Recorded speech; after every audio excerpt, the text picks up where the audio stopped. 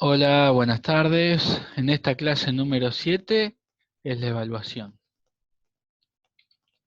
Los contenidos que van a ser tomados en la presente evaluación son el concepto de doble revolución, las condiciones de trabajo en la fábrica durante la primera revolución industrial, interpretaciones historiográficas sobre la revolución industrial, contexto económico, político y social de Francia para 1789 y los actores políticos durante la Revolución Francesa. Los objetivos son conceptualizar la doble revolución, analizar las condiciones de trabajo en la fábrica durante la primera revolución industrial, identificar a la fábrica como la unidad de producción que emerge con la revolución industrial, diferenciar interpretaciones historiográficas sobre la revolución industrial, identificar y caracterizar actores políticos durante la revolución francesa, y sintetizar el contexto económico, político y social de Francia para 1789. En el primer momento de la clase, que dura alrededor de 40 minutos, vamos a retomar las actividades de repaso que entregué al final de la clase número 6 y los alumnos van a plantear sus dudas. En el segundo momento de la clase es la evaluación propiamente dicha. Puse que dura 1 hora y 20 minutos porque en el primer momento de la clase, que es el repaso, dura alrededor de 40 minutos, pero si los chicos no tienen dudas y dura menos, bueno, la evaluación se extenderá hasta el final de la clase. Es aproximado, una hipótesis de trabajo. Junto con la evaluación, les entrego las siguientes pautas de evaluación. La resolución de la evaluación es individual, a carpeta abierta, porque total no son preguntas que se puedan copiar y pegar de los textos adaptados.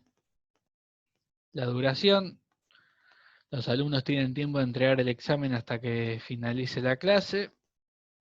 Y también les entrego los criterios de evaluación porque es interesante que los chicos sepan qué es lo que será evaluado, ¿no? Por ejemplo, no va a ser evaluado la carta en sí misma, o sea, la creatividad, si se quiere, con que hagan la carta, sino los siguientes criterios de evaluación, que son la precisión conceptual, en el análisis adecuado de la fuente, la identificación de los sujetos sociales y la coherencia en la carta a la hora de plantear las posturas e intereses de los distintos actores sociales. Por ejemplo, no sería coherente que escriban que los jacobinos creían que era justa la situación a 1789.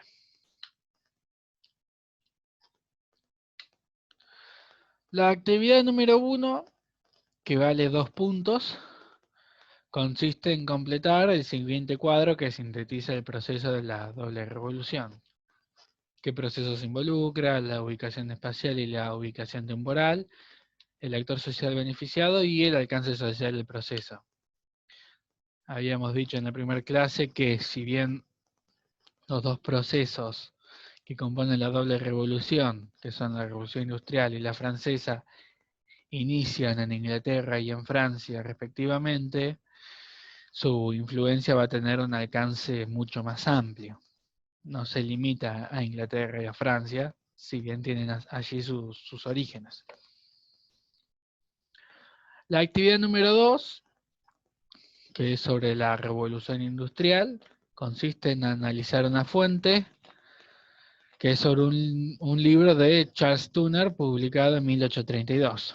Charles Turner era un cirujano de Inglaterra, que fallece un año después de publicar este libro.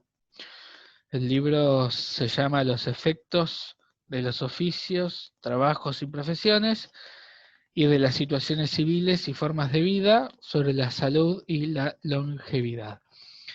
En este libro describe las condiciones de trabajo y de vida de los trabajadores durante la primera mitad del siglo XIX. Y en base a esa fuente tienen que resolver las siguientes consignas. Primero, ubicar la fuente en el contexto histórico. Segundo, una etapa más descriptiva, ¿no? Qué personajes aparecen y cómo son descritos por el autor. Tercero, de cuál clase social está hablando el autor, cómo te diste cuenta.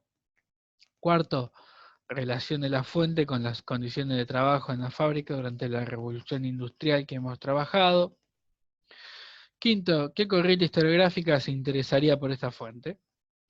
¿La liberal o la marxista británica? ¿Por qué?